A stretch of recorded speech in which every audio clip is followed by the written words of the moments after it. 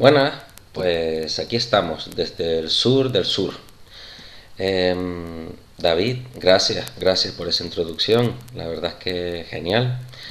Y qué decir, pues lo primero, Carmen, Juan Francisco y todo el equipo de Math Team, gracias por contar conmigo, gracias por apadrinarme en este equipo. Y bueno, el objetivo de hoy es intentar cubrir en el menor tiempo posible una introducción 360 grados al aprendizaje basado en proyectos, lo cual quiere decir que vamos a ver el ABP desde el punto de vista de la familia, del alumnado y del profesorado, con un ejemplo concreto que va a ser el proyecto Jackpot. La verdad es que estaba pensando en varias alternativas, pero al final me decidí por usar Jackpot porque es probablemente uno de los proyectos más sencillos que se puede llevar al aula. Es muy cercano, no hace falta saber nada de física, de pensamiento computacional, de astronomía, sino que es sencillito, ¿no? Entonces, porque a veces algo con toda la buena intención del mundo, algo que es impresionante, bueno, potente, etcétera, etcétera, es difícilmente replicable y lo que provoca es pues que tengas un poco de reparo, ¿no? O miedo al llevarlo al aula. Y la verdad es que este es un buen ejemplo, es un buen ejemplo para empezar. Veremos también los errores que se suelen cometer cuando se hace aprendizaje basado en proyectos y veremos también las distintas fases. Veremos desde la programación, el diseño, la implementación en el aula y la evaluación. Como son demasiados puntos, vamos a intentar hacer un recorrido global. El objetivo no es profundizar, sino decir los aspectos así más críticos, ¿no? Y sobre todo, por encima de todo, presentar el ABP como una metodología no excluyente, que puede ser introducido en nuestro trabajo diario como cualquier otra metodología, ¿no? Que puede convivir con otras metodologías. Y la cuestión es cómo aprendo yo un idioma. Pues para mí es una locura pensar que tengo que aprender inglés cogiendo un diccionario y yendo palabra por palabra en orden alfabético, memorizando todas las palabras. Eso es un sinsentido. Lo que tiene sentido es que conforme yo las necesito, por necesidad, aprendo nuevas palabras. Quien dice nuevas palabras dice construcciones, expresiones. Pero ¿y qué ocurre en matemáticas? ¿Qué está ocurriendo realmente en el aula de matemáticas? A lo mejor lo que está ocurriendo es que un libro de texto es perfecto para almacenar información, pero no necesariamente para aprenderla. De hecho, incluso puede que estemos haciendo algo que no sea la forma natural de hacerlo. Es la forma cómoda de hacerlo. De hecho, hay muchísimos libros de texto de matemáticas. Pero quizás la forma natural de aprender matemáticas es aprenderlo por necesidad. O sea, uno se va enfrentando a una serie de problemas y en esos problemas pues requiere de elementos de contenido de aritmética, de álgebra y de estadística a la vez. Porque en la vida real los problemas son así. Sin embargo, tenemos la costumbre de hablar de problemas como sinónimo de actividad, porque cuando yo me voy al libro de texto, al tema de ecuaciones, y digo que hay una serie de problemas, en realidad no hay problemas, son actividades. ¿Por qué? Pues porque un problema, para que sea un problema, y esto es algo que deberíamos los profesores de matemáticas tener súper claro, para que sea un problema no solo hay que desconocer la solución, también hay que desconocer el método, porque si yo conozco el método, no es un problema, es una actividad, un ejercicio, si no tiene contexto, pero un problema no lo es. Entonces quizás habría que pensar en que haya que buscar alternativas a esa situación y en la que el curso no sea una secuencia de temas, sino una secuencia de problemas. Es como cuando uno aprende a cocinar, que es el ejemplo que puse en aquel pechacucha de educación 2.0 hace ya mucho tiempo, en el que hablaba de cómo aprendíamos a cocinar. No tiene sentido aprender a cocinar pegándose un mes aprendiendo a hacer salsas y otro mes aprendiendo a hacer distintos tipos de masas. Quizás lo mejor sea aprender por platos, al principio sencillos y después más complejos. Pues lo mismo en matemáticas. En matemáticas deberíamos aprender por problemas. Entonces, hoy lo que vamos a hacer es trabajar con uno concreto, que es Jackpot. Pero también tengo que decir que yo al principio no era capaz de trabajar con aprendizaje basado en proyectos y aprendizaje basado en problemas. Entonces les voy a dar alternativas que yo necesité, ¿vale? Y bueno, vamos a empezar conociendo un objeto, porque a partir de este objeto vamos a construir un proyecto. En concreto vamos a construir una situación de aprendizaje que puede ser implementada en el aula como proyecto, pero que tiene otras alternativas, que también exploraremos. Eh, Eso que estamos viendo ahí es un juego que un amigo trajo de Tailandia a su regreso, y es un juego de azar de madera en el que tenemos dos dados que tenemos aquí y que al lanzarlos, dependiendo del número que nos salga, podemos mover una de estas fichas. Por ejemplo, si sale un 5 y un 4, como en la imagen, podemos mover la ficha número 5, que es la que tiene la K, la ficha número 4, que es la que tiene la C, o la ficha número 9, que es esta. Y debajo tiene un punto. De hecho, el objetivo de este juego es lanzar los dados y elegir qué ficha levantar de tal forma que logres levantarlas todas seguidas sin bloquearte. ¿Cuándo te bloqueas? Pues por ejemplo cuando te sale tal cual está ahora, un 2 y un 3. Porque el 2 ya lo tenemos levantada, el 3 también y la 5 también. Por lo tanto no podríamos levantar ninguna y estaríamos bloqueados. Entonces yo he grabado dos partidas para que quede bien claro la dinámica y me gustaría que todo el mundo, aunque algunos ya conocerán este proyecto, cogiera papel y boli y empezar a sospechar, predecir qué cositas podríamos hacer con esto, ¿vale? Con los chicos. Bueno, pues vamos allá.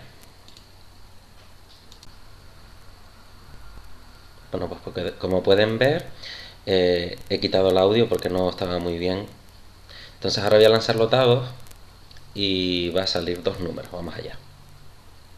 Un 2 y un 5. Luego puedo levantar el 2, el 5 o el 7. Y elijo el 5. Vuelvo a lanzar. Un 6 y un 2. Voy a elegir el 8. Vuelvo a lanzar otra vez. Un 6 y un 2. Elijo el 2. Un 4 y un 6. Elijo el 6 porque el 10 está afuera, no está. Lanzo un 1 y un 1, pero el 2 no puedo, así que levanto el 1. Vuelvo a lanzar 2 y 6 y el 8, pero no puedo, me quedo bloqueado y he perdido. Solo he sido capaz de levantar 5 cartas. Bueno, pues vamos a ver qué se nos ocurre, ¿no? En estos momentos recuerden que ustedes tienen que parar el vídeo si no lo han hecho ya e intentar con un papel y un boli apuntar todas las posibles actividades que se podrían generar a partir de este juego en el aula. Pero esto es algo que tenemos que hacer en casa nosotros, previamente. A mí me gusta llamarlo idea semilla y hacer a partir de esta idea semilla, que en este caso simplemente es el juego en sí, vamos a generar un centro de interés, es decir, vamos a apuntar todas las posibles actividades que se nos ocurra relativos al jackpot. Por ejemplo, sin orden, ¿vale? Es conforme se nos ocurre. Podría decidir diseñar las cartas. Diseñar las cartas pues siguiendo la proporción áurea o con polígonos regulares de cierta forma. Podría decidir incluso cambiar los dados, utilizar otro tipo de dados con otro número de caras. De paso el alumnado tendría que construirlos a partir de los desarrollos planos, ¿no? Podría utilizar otra operación matemática, no necesariamente la suma, ¿no? De hecho eso nos abre las puertas de números enteros incluso. En fin, también está eso por ahí. Podría decidir buscar la mejor estrategia, obviamente.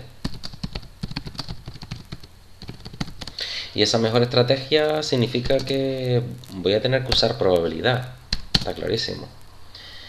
Pero claro, ¿cómo sé yo si esta estrategia es realmente buena?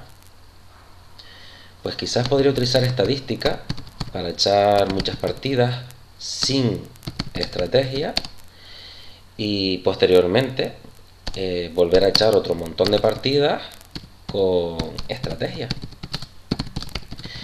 Está claro que si con la estrategia logro ganar pues más partidas y logro hacer jackpots, que es cuando levantas todas las cartas con mayor frecuencia, un porcentaje mayor de partidas, pues está claro que la estrategia es buena, ¿no? Y además, oye, esto estaría muy bien porque veo cómo se une estadística y probabilidad juntas en un mismo problema.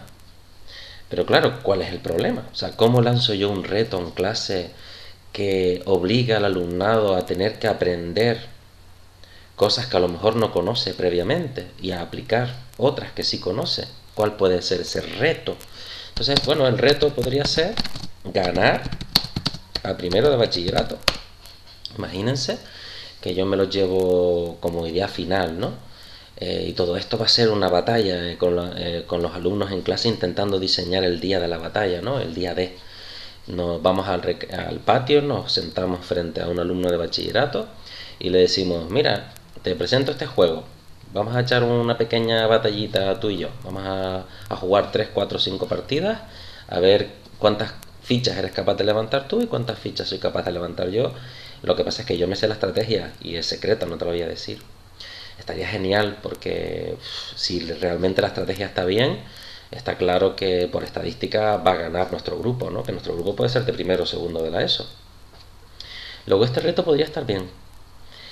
¿Qué más cositas podríamos hacer? Pues podríamos cambiar las reglas del juego, ¿no? Porque las reglas del juego es yo juego solo todo el rato. Podría ser que yo juego y después de levantar yo ficha te toca a ti tirar los dados. Entonces, si se fijan, cuando hago esta tormenta de ideas interna, yo tengo un montón de posibilidades. Todas estas posibilidades están relacionadas con unos contenidos, con unos criterios de evaluación y con unos estándares. Pero yo lo que voy a hacer es claramente elegir un reto.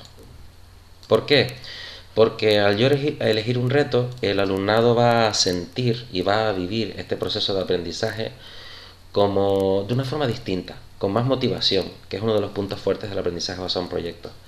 Porque el alumnado aprende porque lo necesita para algo concreto, ¿no? Entonces, claro, si yo quiero ganar al alumnado de primero de bachillerato, ¿qué voy a hacer? Pues mira, lo de cambiar dados no lo voy a usar, porque voy a jugar con los dados normales. La operación distinta tampoco, voy a utilizar la normal. Y del resto, las reglas las dejo como está. Entonces, si yo hago esto, que no tengo por qué hacerlo obligatoriamente, es nuestra idea de partida en este caso particular, ahora tendría que numerar y tendría que decir, pues primero tendríamos que hacer esto, después esto, después esto y después esto, ¿no? Incluso hay compañeros que lo que han hecho es hacer un simulador en Scratch como producto final. Otros han hecho, bueno, no lo voy a adelantar, no lo voy a adelantar, me cuesta, no lo voy a adelantar. Imagínense que nosotros nos quedamos con esta secuencia, ¿no? Pues está claro que lo primero que tendríamos que hacer, por ejemplo, es que no lo he puesto, jugar. El alumnado tiene que jugar y conocer el juego. Pues primero vamos a jugar. Después de jugar le vamos a decir que construyan sus propias cartas.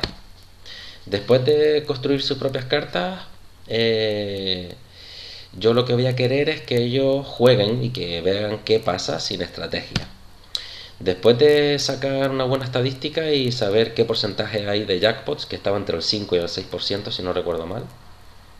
Sí, creo que sí. Voy a coger y vamos a intentar buscar la mejor estrategia, que será el apartado 4, la cuarta. Y por último, vamos a hacer la estadística con estrategia para realmente comprobar que nuestra estrategia es buena. Y finalmente vamos a preparar el día de la competición y vamos a competir. Yo aquí podría, si me pongo de acuerdo con mi compañero de departamento, mi compañera de departamento y lo aplicamos, podríamos meter otro paso que sería el 3.5. ¿No se acuerdan de cuando programaban en Basic? Si ustedes llegaron a programar en Basic, seguro que esto les suena, el tener que meter una línea por ahí en medio, ¿no? Podría ser comparar los resultados de estadística entre distintos grupos. ¿Por qué? Porque así vemos si realmente es estable, ¿no? O sea, ocurre que al jugar sin estrategia casi todos los grupos donde lo probamos, nosotros por ejemplo lo hicimos una vez en Barsequilla hace ya un montón de años, y más o menos el porcentaje de jackpots estaba en torno al 5%, y de repente uno de los grupos eran 4, uno de los grupos tenía un porcentaje de jackpots de 20. ¿Perdona? Me da que no. Y claramente habían hecho trampa, ¿no? Entonces, bueno, fíjense que este borrador a mí me sirve para saber a grandes rasgos, qué actividades deberíamos llevar al aula. Entonces, cuando yo tengo esto preparado, lo siguiente es coger y redactarlo bien. Y una vez lo tengo bien redactado, identifico qué contenidos tiene, qué criterios de evaluación tiene y qué estándares y qué competencias clave a partir de los estándares y de los criterios. Toda esta información cuando yo la redacto y la pongo en limpio, lo podría hacer con un Canvas de estos de aprendizaje por proyectos que hay en internet, o con una ficha que yo les voy a enseñar ahora. La ficha está aquí. Miren. Vamos a colocarla. Esta fichita contiene varios campos de información y los campos que tiene pues hay que adaptarlos a la legislación que esté en ese momento. Yo es que empecé hace 17 años y desde 15 ya estoy haciendo cositas de estas, entonces ves pasar las leyes, ¿no? Nadie te quita que dentro de 3 años tengamos otra. Pero básicamente lo que debe recoger esta ficha, la llamamos ficha de seguimiento curricular de la unidad o de la situación de aprendizaje en este caso, sería área principal, matemáticas. ¿Es interdisciplinar? Pues mira, si cogemos tecnología para construir el jackpot de madera, que se me olvidó ponerlo ahora en el papel, pues podría ser interdisciplinar. El objetivo principal, pues conocer perfectamente este juego de azar y vencer a bachillerato. ¿Qué reto, pregunta, guía o hilo conductor me va a acompañar todo el camino? Pues ¿seremos capaces de vencer a primero de bachillerato? ¿Cuál es la mejor estrategia? Habrá un día cero, ese día cero es muy importante porque tenemos que lanzar el reto, ¿no? Pues lanzar el reto. Vamos a vencer a primero de bachillerato, por ejemplo. Colaboración externa o participación de expertos. En este caso no la vamos a tener, siempre es interesante tenerlo, ¿no? La metodología que vamos a hacer, que en esto que vamos a aplicar, después hablamos, ¿no? Los criterios, las competencias clave, los estándares, los contenidos, los instrumentos de evaluación, de eso después hablamos. Y la secuencia de actividades, que iríamos poniéndolo aquí de uno en uno. ¿Qué pasa? Que cuando yo redacto esto, lo tengo muy bien de cara a mí, ¿no? A la programación, tengo bien claro qué es, pero no de cara al alumnado. ¿Por qué? Porque yo ahora tengo que decidir cómo voy a llevar esto al aula. Entonces, fíjense, si nosotros vamos a plantear 3 casos. La práctica, la tarea guiada y el problema. Y vamos a meter el proyecto. Fíjense que son 4 casos concretos, son 4 metodologías con las que yo puedo implementar esta situación cuando yo lo tenga redactado. Como práctica, bueno, vamos a hablar claramente. Miren, yo cuando miro hacia atrás, el primer año si me llegan a decir que tenía que trabajar con metodología de aprendizaje basado en proyectos, que va, yo no hubiera sido capaz. Entonces, hay que intentar buscar distintas estrategias posibles, distintas metodologías para llevar esto a cabo en el aula de forma exitosa. Pero antes de continuar, fíjense que estamos continuamente hablando de metodología, ¿no? Por ejemplo, trabajo cooperativo sí o no. Fíjense que trabajar de forma cooperativa es independiente de si yo llevo al aula esto como práctica, como tarea guiada, como problema o como proyecto. Puedo usar las TIC o no. Es decir, es como 2 niveles, ¿no? En uno toco algo más profundo y en otras toco la forma en la que realmente se ejecuta, ¿no? Hay matices ahí. ¿Qué es una práctica? Pues miren, una práctica es, yo al alumnado le doy todas estas actividades redactadas, perfectas, en orden, ya fotocopiadas. Adiós, Poli, ahora vengo. Ya estoy aquí. En fin. Si le doy al alumnado todo redactado, el alumnado simplemente va a leer y va a resolver las actividades.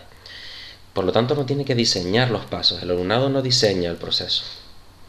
Además, si esto lo entregamos después de que el alumnado sepa estadística y sepa probabilidad, el alumnado ya va a saber previamente todos los contenidos necesarios. Luego, lo único que tiene que hacer es integrar conocimientos. Yo aconsejo que este sea el primer paso, porque es la forma más sencilla para nosotros, para ellos. Entonces fíjense que si hacemos esto, nuestra programación híbrida simplemente va a estar compuesta por unidades tradicionales que puedo implementar con trabajo cooperativo o no, que puedo implementar con Flipped Classroom o no, que puedo implementar con las tecnologías y metodologías que nosotros queramos o no, pero sigue obedeciendo a una estructuración de contenido basada en temas, ¿no? Si yo me inserto la práctica, no ha cambiado nada, pero sí ha cambiado un aspecto, y es que estamos inyectando un momento del curso en el que el alumnado no sabe qué herramienta tiene que usar y tiene que identificarla, tiene que darse cuenta de que esto es estadística, de que esto es probabilidad, porque no está en el tema de estadística, está en jackpot, no sabe qué se va a encontrar ahí. pero ya sabe los contenidos, por lo tanto no tenemos nosotros que lidiar con crisis en el aula. Pero vamos a tener un problema con la familia y vamos a tener un problema con el alumnado. ¿Por qué? Porque el alumnado y la familia está acostumbrada a que esté trabajando con un tema concreto y de repente ahora llega Jackpot. ¿Y Jackpot qué es? Entonces hace falta algo que se suele decir muy poco por ahí, que es la ficha de seguimiento curricular de la unidad. Les voy a enseñar mi primera ficha de seguimiento curricular de la unidad, que debe ser del 2012, 2000, por ahí, 2012, 2013. Fíjense que lo que pone es los elementos de contenido, ¿no? Los bloques, y ahora aquí el alumnado, conforme los necesita, va escribiendo los elementos de contenido que necesita. Si utiliza la proporción áurea, la apunta. Que utiliza las ecuaciones de primer grado, lo apunta. Que necesita de estadística a la media o los diagramas de barras, lo apunta, etcétera, etcétera. Pero cuando el alumnado termina, tiene un documento donde tiene una radiografía de lo que ha necesitado a la hora de llevar al aula esta práctica. Y la familia también sabe perfectamente de un solo vistazo qué es lo que ha necesitado. Esto se vende muy fácil a la familia. ¿Cómo? Pues con el ejemplo de aprender a cocinar. Así de fácil. Yo en todos estos años solamente he tenido uno o dos padres que han manifestado dudas y mi respuesta siempre ha sido la misma. Caballero, señora, está usted invitado a venir a clase. Venga a clase. Se lo pasan pipa. Se lo pasan pipa y no hay problemas ninguno. Porque los contenidos se dan. Y no solo se dan, se integran. Y se dan cuando se necesitan. Y se dan en espiral. No se da de forma secuencial. Y cuando finaliza el año hemos tocado todos los bloques de contenido. Pero, ojo, recuerden, esta programación es híbrida. Por lo tanto vamos a tener temas, vamos a tener proyectos, va a haber de todo. ¿Qué más? Eso es la práctica. Imagínense que ustedes al año siguiente se atreven a hacerlo de otra forma y deciden hacer una tarea guiada. ¿Qué va a ser una tarea guiada? Pues miren, va a ser prácticamente lo mismo. Le vamos a ir dando al alumnado la ficha completa con toda la secuencia de actividades. El alumnado la va a ir resolviendo porque ya sabe todos los contenidos a priori, menos algunos. Por ejemplo, probabilidad. El alumnado conoce estadística y por lo tanto la identifica y la aplica, pero cuando llega a probabilidad va a tener una crisis porque no sabe qué hacer, no sabe cómo funciona, cuál es la mejor estrategia, ni idea. Entonces ahí, antes de resolver ese paso concreto, deberíamos explicar con la metodología que nosotros queramos probabilidad. La parte de probabilidad que hace falta, ¿vale? Porque aquí es una decisión y un fallo que se suele cometer, porque, por cierto, el primer fallo es no tener fichas de seguimiento curricular de la unidad. Es un desorden y un caos terrible. El segundo fallo es que le damos toda la probabilidad, y a lo mejor no necesita toda la probabilidad, necesita solo una parte. Eso sí, al final del año el alumnado tiene que saber toda la probabilidad. Eso quiere decir que tenemos que tener cierta estructura en los apuntes, porque si resulta que el alumnado empieza a trabajar con la tarea guiada después de dar el tema de estadística y de repente ahora necesita probabilidad, pues mire, el alumnado va a tener una carpeta. Esta carpeta puede estar en Moodle o en cualquier otra plataforma o estar en su archivador. Necesita tres zonas claras. En una están los fundamentos teóricos, donde tenemos literalmente los temas tradicionales. Son fundas, esas fundas están vacías y conforme están dando en clase, se dan en clase o se necesitan, se les da. Por ejemplo, imagínense que el alumnado trabajó el tema de estadística. Pues dentro de la funda de estadística, esto lo podríamos separar.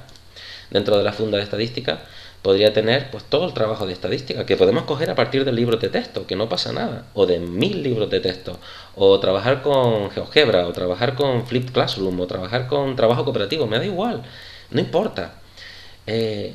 Cuantas más cosas mejor. Entonces aquí tendrá todo lo de estadística, ¿no?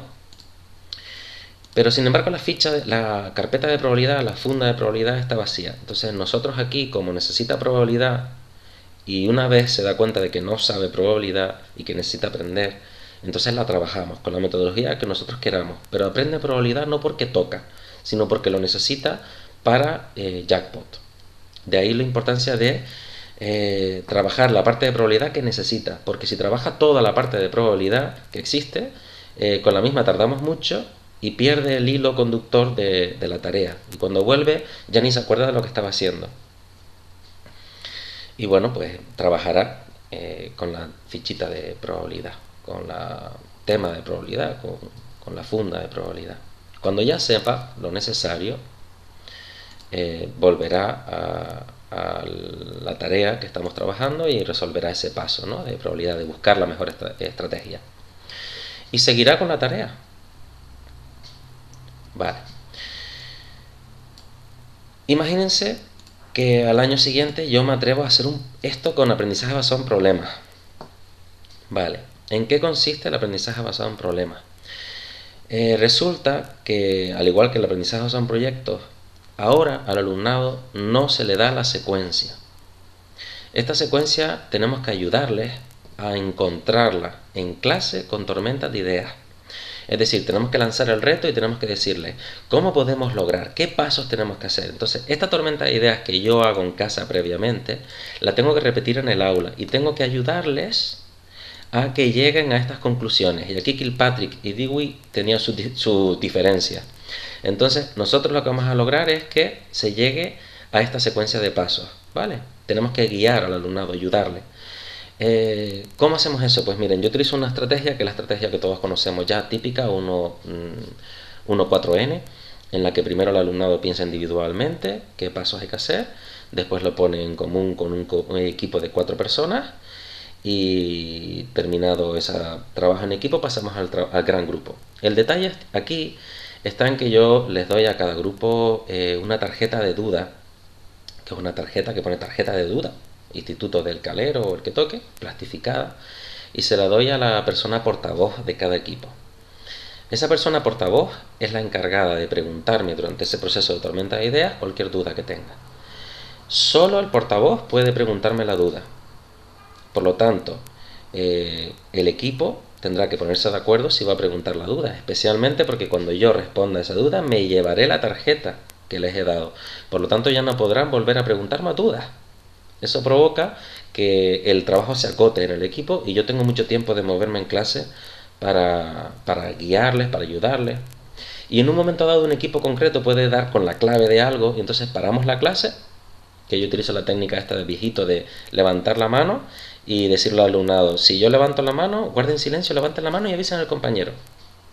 Y así se propaga como una ola en la clase el silencio, ¿no? Esto hay que trabajarlo desde el principio de curso, pero te ahorra bastante en problemas de garganta. Y sincronizamos la clase porque decimos, señores, señoras, este equipo tiene algo importante que decir, y el equipo comunica ese paso. Este momento es importante porque es una lucha entre rentabilidad del tiempo y atención a la diversidad. Tenemos que estar intentando siempre mantener ese equilibrio.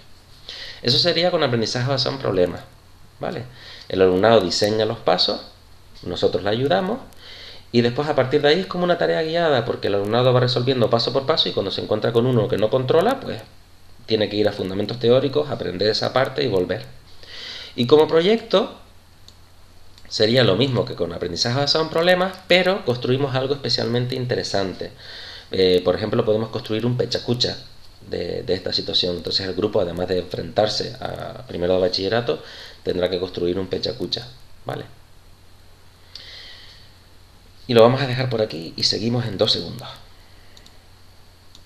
Entonces, bueno, ya hemos visto cómo a partir de un objeto hemos creado todo un centro de interés de posibles actividades, pero hemos seleccionado un reto concreto, un objetivo concreto, y eso ha condicionado la secuencia de actividades necesarias para llegar a él, lo cual me dice qué criterios de evaluación, qué contenidos, qué estándares, qué competencias voy a tener realmente. Y una vez tengo ya configurada mi situación, he elegido qué metodología quiero usar. Dependiendo de la metodología, pues va a ser más complicado o más sencillo llevarlo al aula, porque va a suponer mayor o menor cambio. Hemos visto los posibles problemas que podemos tener si nos despistamos, como lo de no utilizar una ficha de seguimiento curricular, lo de dar todo lo necesario no, toda la probabilidad cuando no es necesario dar toda la probabilidad. Y hay un elemento importante aquí también, y es que muchas veces se pregunta, ¿cuánto tarda el proyecto Jackpot? Pues si se fijan, la duración del proyecto Jackpot no es fija, porque todo depende de los elementos de contenido que no conozca el alumnado. Si el alumnado no conoce ni estadística ni probabilidad, el proyecto va a tardar mucho, y si solo desconoce probabilidad, pues va a tardar menos. Luego la pregunta ¿cuánto dura un proyecto? No tiene sentido, ¿se han fijado? Todo depende del momento en que lo apliques y los elementos de contenido que no conozcas. Esa es la clave. ¿Cuántos elementos de contenido no conoces? ¿Cuántos vas a aprender gracias al proyecto? Porque esa es otra. Muchas veces se confunde lo que es un proyecto. Fíjense que aprendizaje basado en proyectos es aprendizaje basado en proyectos. O sea, se aprende por necesidad dentro del proyecto. No se aprende y después se marca para casa el proyecto. Eso no sería un proyecto, sería una práctica. Pero bueno, ahora lo que nos queda es cómo se organiza el profesorado. Entonces, hay una cadena de publicaciones del blog que lo tengo súper abandonado porque no tengo tiempo ya. Que es esta, que es la cadena de Reflexionando sobre APP, y en el primero de los artículos les muestra una cosa que para el alumnado y el profesorado es muy importante, que es esta. Entonces ahí, tal y como pueden ver, tendremos para cada una de las situaciones de aprendizaje, que pueden ser prácticas, pueden ser proyectos, pueden ser tareas, puede ser un tema tradicional tranquilamente, y entonces aquí quitamos situación de aprendizaje y ponemos unidades de programación o situaciones de aprendizaje. En fin, la nomenclatura, el vocabulario, todo eso va a cambiar. Entonces lo importante es que aquí ponemos cada una de las cosas que nosotros llevamos al aula, cada una de esas unidades. Cuando se inicia, qué criterios de evaluación tiene y en qué página está dentro de nuestro archivador o libreta, porque en primero de la ESO es verdad que no trabajo con archivador, sino con una libreta en la que pegamos las fotocopias que vamos sacando. Todo depende de cómo funcione ese grupo, ¿no? Eso es importante para el alumnado, para nosotros también, pero después para la familia es muy importante tener los criterios y los contenidos, y ahora también los estándares y las competencias, para que sepan exactamente qué están haciendo. Y para el profesorado hay una cosa que se llama el cuadrante de programación, que es de forma gráfica. Yo tengo en cada fila tengo los criterios de evaluación, y en cada columna tengo cada uno de los temas, de las prácticas, de las tareas, de los problemas, de los proyectos. Como dijimos antes, tenemos una programación híbrida. Entonces podemos tener aquí un tema en el que se toca un criterio o dos, otro tema en el que se toca otro criterio, una práctica en la que se tocan los dos criterios que se conocían previamente, un problema en el que teníamos, o una APP, vamos a llamarlo así, proyecto o problema, me da igual por ahora, en la que tenemos dos criterios y otro cuarto que tenemos por ahí, y otro tercero que tenemos por ahí, y así. Pero cuando vemos gráficamente esta planilla, que suele estar en DIN A3, vemos de un solo vistazo cómo estamos recorriendo los criterios de evaluación durante el año, ¿no? Lo mismo con las competencias y antiguamente con los contenidos. Y de igual forma se puede también extender con los estándares, ¿no? Una cosa importante en cuanto... yo creo que eso básicamente es lo más importante en cuanto a la programación en sí. Cuando nosotros tenemos, por ejemplo, Jackpot, es importante decidir en qué momento del curso lo vamos a aplicar. No olviden aplicarlo en un punto en el que los elementos de contenido que no conoce el alumnado no sea demasiado grande, porque entonces vamos a provocar un problema, porque el proyecto va a durar mucho tiempo y eso es malo, ¿vale? Pues hemos tocado la familia, el alumnado. Sí, la forma de llevarlo al aula, la implementación. Gente, cuando se trabaja con aprendizaje basado en proyectos, en problemas o en prácticas, es decir, cuando los bloques de contenido no se respetan, sino que se va trabajando con problemas, es súper importante que cada día de clase se coja y cuando se entra se dice al alumnado, yo lo hago siempre, todos los días, llamo a una persona y le pregunto, ¿qué estamos haciendo? ¿Por qué? ¿Cómo empezamos? ¿Cuál es el reto? ¿Qué hicimos? ¿Hubo algo que no supiéramos? ¿El qué? Entonces el alumnado está reflexionando constantemente sobre lo que está haciendo, y eso es muy importante para que hile, ¿no?, en su cabecita el por qué y el para qué de todo lo que está aprendiendo, y el qué. Eso, unido a la ficha de seguimiento curricular de la unidad, que siempre tiene que estar muy a mano, provoca que el alumnado tenga su cabecita amueblada, que es algo que apenas se dice cuando se trabaja por proyectos y es un gran punto débil del aprendizaje basado en proyectos, que se aprovecha o se suple con el punto fuerte de la metodología tradicional, que es el orden y la estructura. Bueno, pues nada, yo creo que con esto... la evaluación.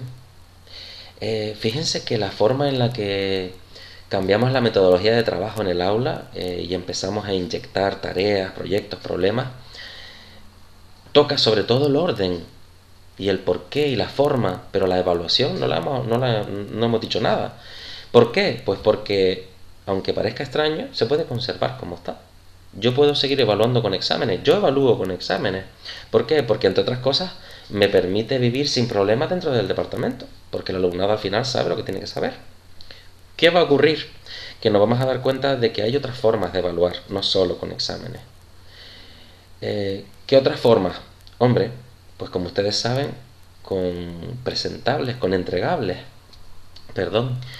El propio Pechacucha, la presentación sobre la que se apoya el Pechacucha, un vídeo, una maqueta, en fin, todos los posibles elementos que nosotros podamos usar. Yo en mi caso utilizo las rúbricas que nos da Proideac, pero eso es en Canarias.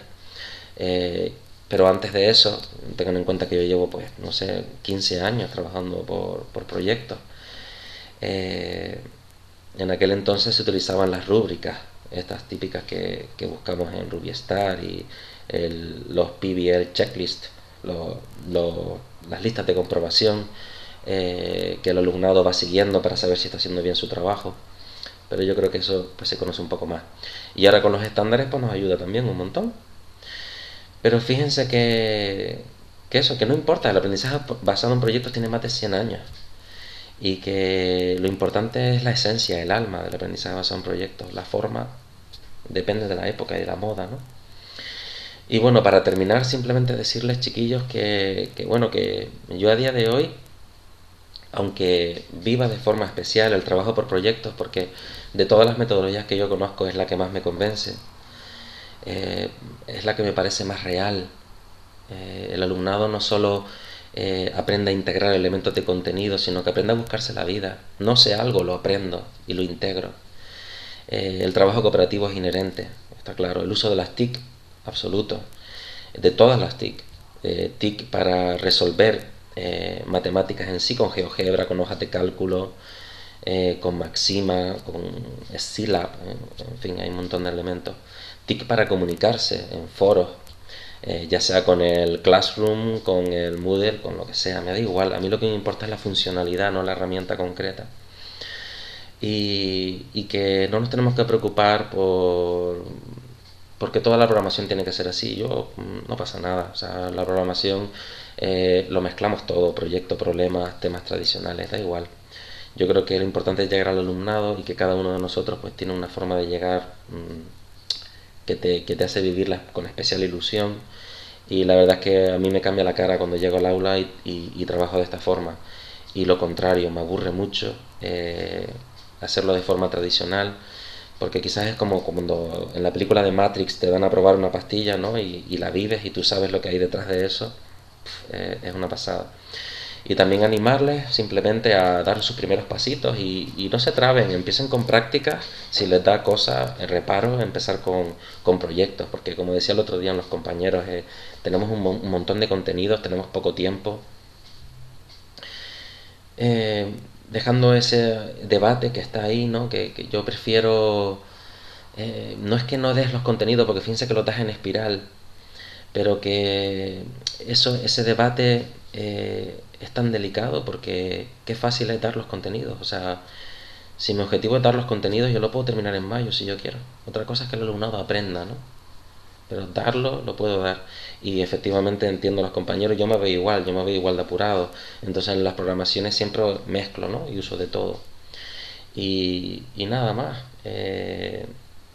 Espero que lo disfruten. Seguro que se me han quedado muchas cosas en el tintero. No tengo mucho tiempo para editarlo y revisar todo lo que hay, pero bueno, que cualquier cosa pueden ir al blog de Semorsoc, blogspot.com.es, que no entro ya casi nunca, pero sí que les recomiendo que echen una lectura crítica, como todo, como siempre, a esta cadena de artículos, ¿no? Porque básicamente en aquella época en la que tenía tiempo, pues me dediqué a escribir de forma muy concienzuda, ¿no? Y nada más, un placer y nos vemos. Cuídense. ¡Wow! Aquí estoy, ya terminamos, un momentito nada más, lo siento, ya terminamos. Miren, resulta que ahí están viendo pues el resultado final, es que no lo habíamos contado, fíjense qué guay. Esto fue el día de la batalla. Aquí el alumnado de segundo de la ESO, que es esta columnita de aquí, se está enfrentando al alumnado de primero de bachillerato. Entonces cada uno de ellos empleaba 3 partiditas. Se sabían la estrategia, que verán la estrategia cuál es, pero bachillerato no. Y arrasaron, ganaron. Y fue muy bonito porque ellos en clase siempre estaban con el miedo de, ay, profe, y si ellos lo descubren o si esto es probabilidad, esto es estadística, de repente la masa. La masa no da seguridad, es estadística, la estadística no da seguridad. Sabemos que va a funcionar, ¿no? Y nada, que lo recomiendo. La verdad es que es algo que es sencillo de aplicar y gusta mucho.